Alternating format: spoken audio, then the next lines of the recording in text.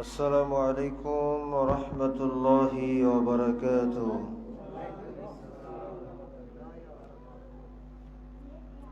যারা এদিক সেদিক ঘোরাফেরা করছেন, যাদের নামাজ হয়ে গেছে, সকলে আজকের বরকতপূর্ণ রহমতপূর্ণ মাহফিলে এসে সকলে বসে যান।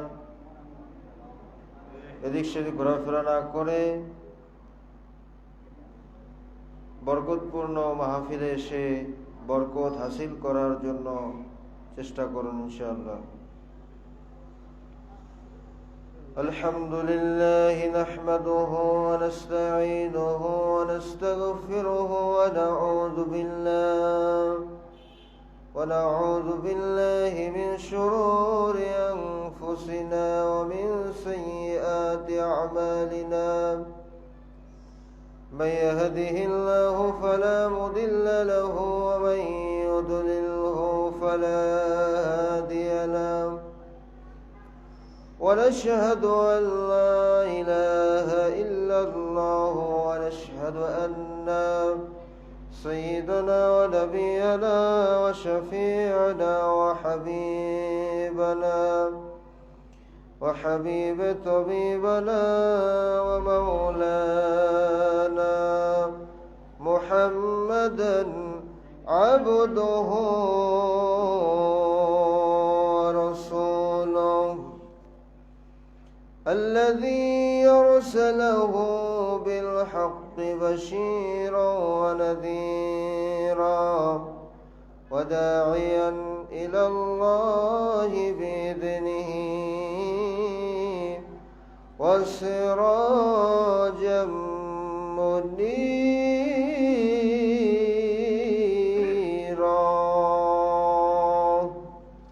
فقد قال الله تعالى في كلامه المجيد والفرقان الحميد: أعوذ بالله من الشيطان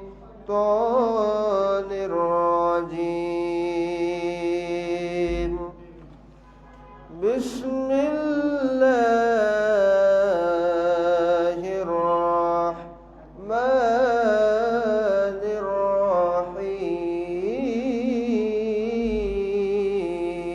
الرحيم.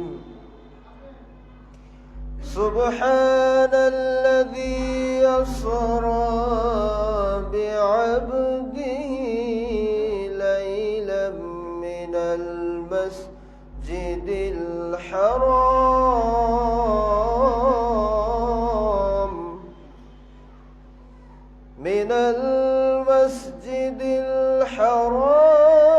الحرام إلى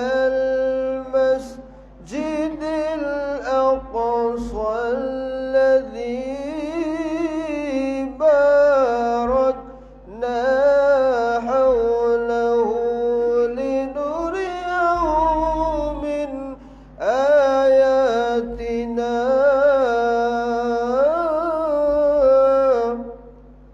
إنه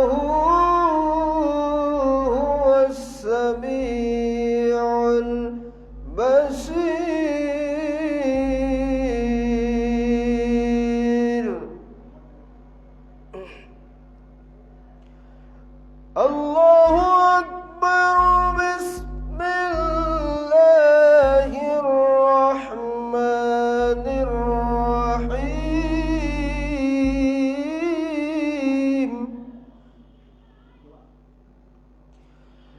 والنجم إذا هوى ما ضل صاحبكم وما غوى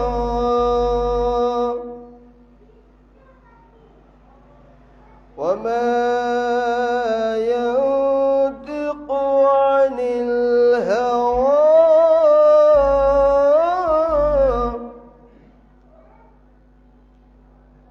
وما ينطق عن الهوى إن هو إلا وحي يوحى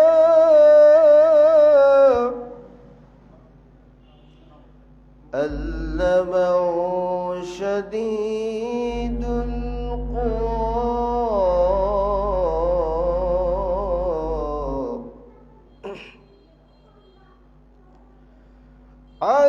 علمه شديد القوى ذو مرة فاستوى وهو بالأفق الأعلى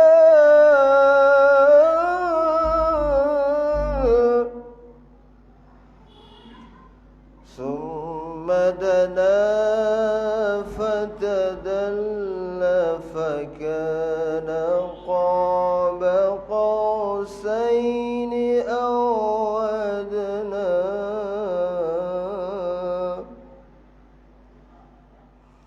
ثم دنا فتدلى فكان قاب قوسين أو أدنى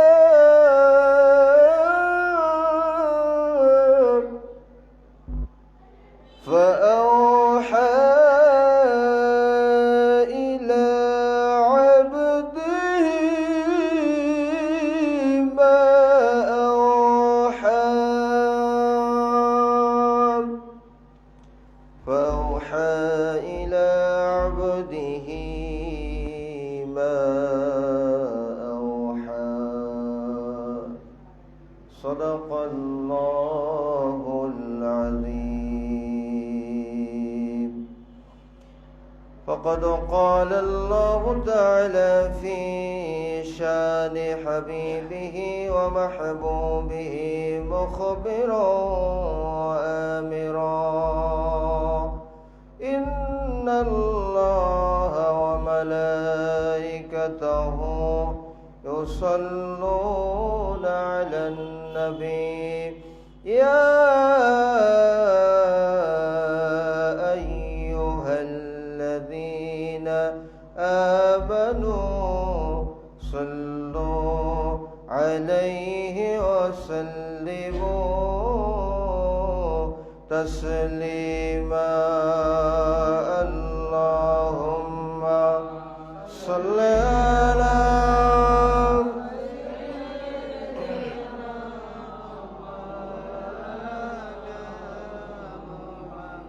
وعلى علي سيدنا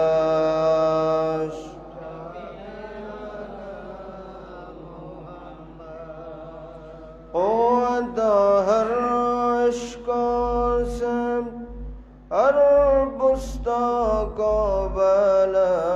کرده دهر میس میں محمد سے اجالا کر دے اللہم صل علی سیدنا مولانا وعلى آل سيدنا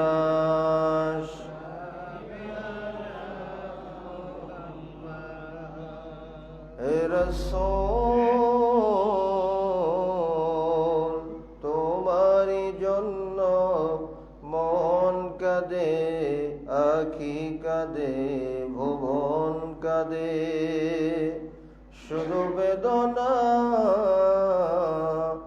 হৃদয়ে সে আশাবাদে আল্লাহুম্মা সাল্লি আলা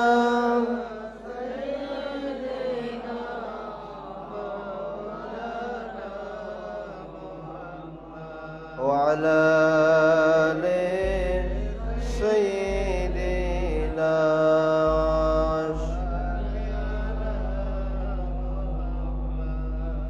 رسول আমার ভালোবাসা রসুল আমার আলোআশা রসুল আমার প্রেম বিরহের মূল আলোচনা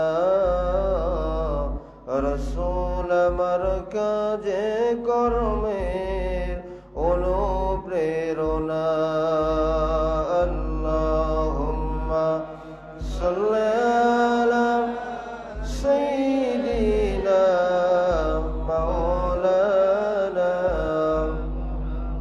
ওয়া আলা আলি শাফি'ানা بلغ العلا بكماله كشف الدجى بجماله أسدت جميع خصاله صلوا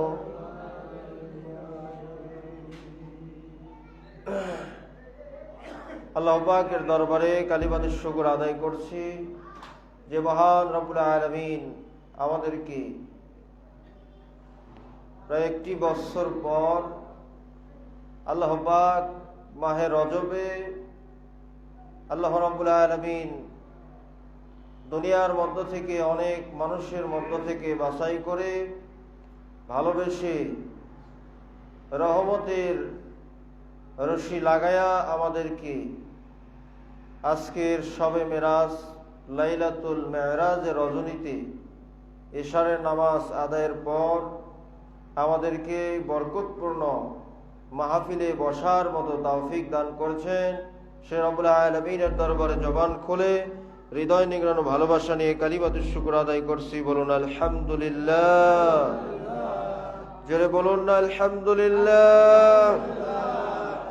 লক্ষ কোটি দরুদ সালাম আকায়ে নামদার তাজদারে মদিনা শাহানশাহে মদিনা নূরে মদিনা যে নবীজিকে সৃষ্টি না করলে আল্লাহ রাব্বুল আলামিন কুল কায়নাতের কোনো কিছু সৃষ্টি করতেন না, সেই নবীজির উপরে অগণিত দরুদ ও সালামের হাদিয়া বর্ষিত হোক। সকলে বলুন সাল্লাল্লাহু আলাইহি ওয়াসাল্লাম। আজকে যখন আপনাদের এই মাহফিলের উদ্দেশ্যে আসতেছিলাম, রাস্তায় দেখতে পেলাম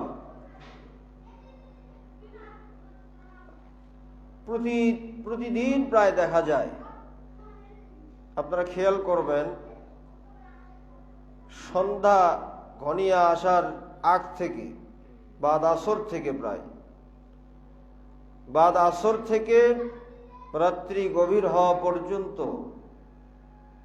ইয়ং জেনারেশন, ম্যান ওম্যান, পুরুষ হোক নারী হোক, তারা দেখবেন রাস্তার দুই পাশ দিয়ে বসে বসে বিভিন্ন ধরনের তাদের মুখরোচক রুচি সম্পন্ন খাবারগুলো খাচ্ছে বসে বসে। কি বলেন, দেখেন না আপনারা? কিন্তু তাদের একবারও কি চিন্তা হলো না, তার তো মুসলমান, সবাই তো আর অন্য ধর্মের না, কি বলেন, অন্য ধর্মে থাকতে পারে, কিন্তু মুসলমানের সন্তান আমি দেখতে পেলাম এই যে মহিলা কলেজের সামনে, ওখানে মসজিদের পাশে, কি বলেন ঠিক কিনা, মসজিদের পাশে ওখানে বসে বসে তারা কানের মধ্যে কি একবার আজানের শব্দ এদের যায় না মনে হয়, কি বলেন, যায় কিনা, যায় না? এরকম পয়েন্টে পয়েন্টে বগুড়া শহরের 7 মাথা তো পার হওয়া কঠিন, রাত লাগলে 7 মাথা পার হওয়া কঠিন। তাহলে ইয়ং জেনারেশন আজকে কোথায় সুস্বাদু খাবার পাওয়া যায়, কোথায় ভালো বিনোদনের জায়গা পাওয়া যায়, সেটা যত দূরেই হোক সেখানে আজকে ছুটছে। কথা বলেন ঠিক কি না? আর মসজিদে আসলে ওই যাদের চুল বাঁকছে, দাড়ি বাঁকছে, এই সমস্ত লোকজন ছাড়া আর কাউকে পাওয়া যায় না। কথা বলেন ঠিক কি না? তাহলে আজকে আমাদের জীবন আল্লাহ পাক দিয়েছেন নির্দিষ্ট একটা টাইম দিয়ে, সময় দিয়ে। এই জীবনটা এক সময় শেষ হয়ে যাবে। এই জীবনের 4 পয়সা মূল্য থাকবে না, কোনো দাম থাকবে না, যদি এটা আল্লাহ আল্লাহ রসুলের পথে আমি না কাটাই। কথা বলেন ঠিক কি না? আজকে মুসলমান ফতোয়া দেওয়া হয় শবে মেরাজ বিদাত, শবে বরাত পালন করা বিদাত, হাত তুলে মোনাজাত করা বিদাত। কি বলেন, এইগুলো করে কিনা? বলছে কিনা? এরকম জোরে একটা আওয়াজ দেন, বলে কিনা? মানুষ যখন গরিব থাকে, যখন টাকা পয়সা কম থাকে, ওই সময় চিন্তা করে কিভাবে ধনী হওয়া যায়। বলে নামাজ পড়ো, রাতের বেলা শেষ রজনীতে ওঠে নামাজ পড়ো, আল্লাহর কাছে চাও। নফল নামাজ তখন বেশি বেশি করে পড়ে। অসুখে, বিপদে, আপদে, মুসিবতে পড়লে আল্লাহর কাছে 2 হাত তুলে কাঁদাকাটি করে। অর্থের জন্য, ধনী হওয়ার জন্য আল্লাহ ধন সম্পদ বাড়ায় দাও। ধন সম্পদ বেড়ে গেছে, বিপদ কেটে গেছে, নফল নামাজ দূর হয়ে গেছে, হাত এখন নিচের দিকে এরকম। কথা বলেন ঠিক কি না? বলে হাত তোলার আর দরকার নাই, কারণ হাত তুলছে তো প্রয়োজনের, আর স্বার্থ হাসিল হয়ে গেছে। কথা বলেন ঠিক কি না? এখন বলছে হাত তোলা বিদাত, শবে মিরাজ, শবে বরাত পালন করা বিদাত। ফতোয়া তো এই জায়গাগুলোতে ওই যুব সমাজদেরকে ধরে ধরে আজকে মসজিদমুখী করা, তাদেরকে হেদায়েতের দাওয়াত দেওয়া, এইটা নাই। যত ফতোয়াবাজি বাংলাদেশে। কথা বলেন ঠিক কি না? ডাক্তারি চিকিৎসা নেবেন, যে সে আপনাকে চিকিৎসা দেবে। ফতোয়া নেবেন, যে সে আপনাকে ফতোয়া দেবে। মোবাইলটা, টাচ ফোনটা বের করে আপনাকে এখন কোন ফতোয়া নেবেন, ওখানে বলছে এখন আর লেখাও লাগে না। কথা বলেন ঠিক কি না? লেখা লাগে এখন? টাচ ফোন, গুগল বের করবেন, এখানে আপনার স্পিকার আছে, টাচ করবেন, মুখ দিয়ে বলবেন, ইংলিশ বলবেন, আরবি বলবেন, উর্দু, ফার্সি, কি বলবেন, যেটা বলবেন সেই ভাষা দিয়ে আপনাকে ফতোয়া দেবে। মোবাইল থেকে আপনাকে ফতোয়া বের করে দিল, মুফতির কাছে আর যাওয়ার দরকার হয় না। কথা বলেন ঠিক কি না? আজকে সমাজগুলো এভাবে কুলসিত হয়ে যাচ্ছে। আজকে যে পরিবেশ আপনাদের এখানে কায়েম হয়েছে, আল্লাহ পাক যেন এই পরিবেশকে কিয়ামত পর্যন্ত জারি রাখে। জোরে বলুন আল্লাহুম্মা আমিন। আজকের মাহফিলে যারা আসতে পেরেছেন অত্যন্ত সৌভাগ্যবান। মসজিদে এটা জান্নাতের বাগান। কিছু হোক আর না হোক, গুনাহ তো হচ্ছে না। কথা বলেন ঠিক কি না? কিছু হোক আর না হোক, সব দেখা যাক আর না যাক, কথা বলেন, গুনাহ হচ্ছে? যতক্ষণ মসজিদে বসে থাকবেন, নবীজি হাদিস শরীফের মধ্যে বলেছেন, এক ওয়াক্তের নামাজের পর আর এক ওয়াক্তের নামাজের জন্য যখন বান্দা বসে থাকে, এই বান্দার এটা যেমন আপনার বিজিবি বলেন, বর্ডার গার্ড থাকে, এরা পাহারা দেয়। পাহারা দেয় না? এরা পাহারা দেয়। এইরকম আপনার সব আল্লাহ পাক আপনার আমুল নামায় লিখে দেবেন। যদি বলুন সুবহানাল্লাহ। এক নামাজের পর এক নামাজের জন্য অপেক্ষা। পাশাপাশি এটা কোরআন হাদিসের একটা দর্স, এটা একটা শিক্ষা প্রতিষ্ঠানের মতো। আপনার যেমন শিক্ষা প্রতিষ্ঠান থেকে অনেক কিছু আপনি শিখতে পাচ্ছেন, এখান থেকে ধর্মীয় জ্ঞান। অনেক সময় অনেক যারা লেখাপড়া করেন নাই, স্কুল প্রতিষ্ঠানে যাওয়ার সুযোগ হয় নাই, এমন অনেক মানুষ আছেন যে এরকম মাহফিল থেকে শুনে শুনে শুনে শুনে কিছু কিছু আপনাদের আমাদের শেখা হয়ে গেছে। কথা বলে ঠিক কি না? এইটাই কাজে দেবে। অনেক কিছু জানলাম, মানলাম না, অনেক কিছু জানলাম, আমল করলাম না, এটাতে কোনো লাভ হবে? একটা বিষয় আজকে হয়তো জেনে যান, বিসমিল্লাহর আমল শিখে গেলেন, ওইটা বিসমিল্লাহ যদি প্রতিদিন যদি আপনি ফজর এবং মাগরিবের নামাজ পর 19 বার করে পড়েন, আল্লাহ পাক জাহান্নামের 19 জন বড় বড় ফেরেশতা থেকে আপনাকে আমাকে হেফাজত করবে। যদি বলুন সুবহানাল্লাহ। প্রতিদিন সকালবেলা বিসমিল্লাহ, বিসমিল্লাহ দিয়ে শুরু করলেন, সন্ধ্যাবেলা আবার বিসমিল্লাহ দিয়ে শুরু করলেন, 19 বার পড়লেন, আল্লাহর নাম দিয়ে শুরু করলেন। যদি বলুন না সুবহানাল্লাহ। আমল কমে গেছে আজকাল, কথা বলেন ঠিক কি না? আমল কমে গেছে। এই বিসমিল্লাহ নহর নবীজি মিরাজে গিয়ে বিসমিল্লাহ নহর দেখেছিলেন, যদি বলবেন না সুবহানাল্লাহ। পুরো কোরআন মাজিদের সারাংশ আল্লাহ পাক সূরাতুল ফাতিহার মধ্যে দিয়েছেন। সূরাতুল ফাতিহার সারাংশ আল্লাহ পাক বিসমিল্লাহর মধ্যে দিয়েছেন। বিসমিল্লাহর মূল কথাগুলো আল্লাহ পাক বার মধ্যে দিয়েছেন, বিসমিল্লাহর বার ভেতরে। বিসমিল্লাহর বার মূল যে গুরুতত্ত্ব সেগুলো আল্লাহ পাক বিসমিল্লাহর বার নোক্তার মধ্যে দিয়েছেন, যদি বলুন আল্লাহু আকবার। তাহলে বিসমিল্লাহর গুরুত্ব আছে না নাই? ডান হাত দিয়ে আপনি কাপড় পরতেছেন, বিসমিল্লাহ বললেন। জুতা পরতেছেন, বিসমিল্লাহ বললেন। সব সময় বিসমিল্লাহ, খাওয়ার সময় বিসমিল্লাহ। আপনি বরকতপূর্ণ কাজ করতেছেন, বিসমিল্লাহ। এই বিসমিল্লাহ বলতে বলতে যখন অভ্যাস হয়ে যাবে তখন আল্লাহ পাক আপনার ইবাদতকারী হয়ে যাবে, যদি বলুন সুবহানাল্লাহ। যে বান্দা আমার সব কাজে বিসমিল্লাহ বলে। এই জন্য একটা আমল আল্লাহ পাক যেন আমাদেরকে বিসমিল্লাহর আমল করার তৌফিক দান করে, জোরে বলুন আল্লাহুম্মা আমিন। আপনাদের সামনে জুমার সময় আলোচনা করেছিলাম, নবীজি গেলেন বাইতুল্লাহ হেরেম শরীফ থেকে চলে গেলেন মসজিদ আকসায়। এখানে যাওয়ার পর ইমামতি করলেন। ইমামতি করার পর হাদিস শরীফের মধ্যে এসেছে হযরত জিবরাইল আলাইহিস সালাম নবীজির সামনে কিছু পেয়ালা নিয়ে আসলেন। হযরত জিবরাইল আলাইহিস সালাম নবীজির সামনে কতগুলো পেয়ালা নিয়ে আসলেন। নবীজি দেখতে পেলেন সেখানে রয়েছে দুধের পেয়ালা, মধুর পেয়ালা, আর সেখানে রয়েছে মদের পেয়ালা। আবার নবীজি মদের পেয়ালা গ্রহণ করলেন না, দুধের পেয়ালা আর মধুর পেয়ালা নবীজি গ্রহণ করলেন। নবীজি মদ গ্রহণ করেন নাই, কারণ কোরআন শরীফের মধ্যে সূরাতুল মাইদা 90 নম্বর আয়াত খুললে আপনারা পেয়ে যাবেন রব্বুল আলামিন জানাই দিয়েছেন, ইয়া আইয়ুহাল্লাযীনা আমানু ইন্নামাল খামরু ওয়াল মাইসিরু ওয়াল আনসাবু ওয়াল আজলামু রিজসুন মিন আমালিশ শাইতান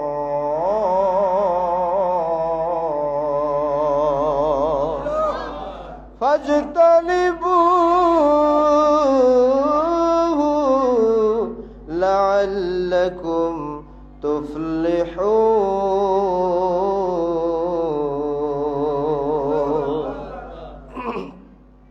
মদ যখন নবীজি গ্রহণ করলেন না, দুধের পেয়ালা আর মধুর পেয়ালা যখন আবার নবীজি গ্রহণ করলেন, জিবরাইল আলাইহিস সালাম নবীজিকে বললেন, ইয়া রাসূলুল্লাহ, ইয়া হাবিবাল্লাহ, আপনি আপনার ফিতরাত, আপনি আপনার স্বভাবগত জিনিসটাই গ্রহণ করেছেন, উৎকৃষ্ট জিনিস গ্রহণ করেছেন।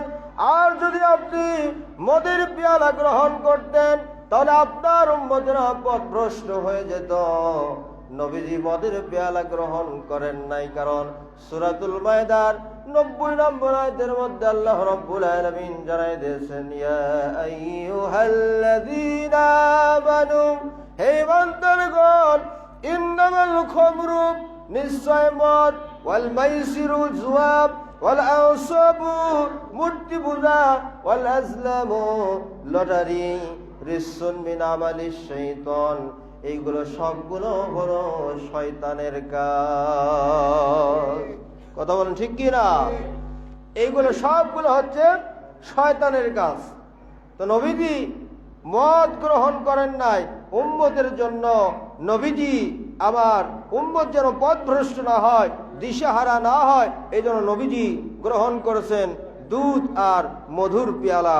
নবীজি এখান থেকে দুধ এবং মধু পান করেছেন, জোরে বলুন সুবহানাল্লাহ। আমাদের মাঝে আজকের মাহফিলের প্রধান মেহমান, প্রধান আলোচক হুজুর এসে গেছেন। যারা এদিক সেদিক ঘোরাফেরা করছেন সকলে মাহফিলে চলে আসুন। এখনই আপনাদের সামনে হুজুর গুরুত্বপূর্ণ আলোচনা পেশ করবেন। যারা এদিক সেদিক ঘোরাফেরা করছেন সকলে মাহফিলের দিকে চলে আসুন।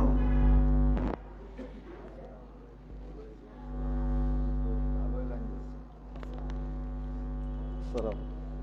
ভালো আছে, এখানে বসে।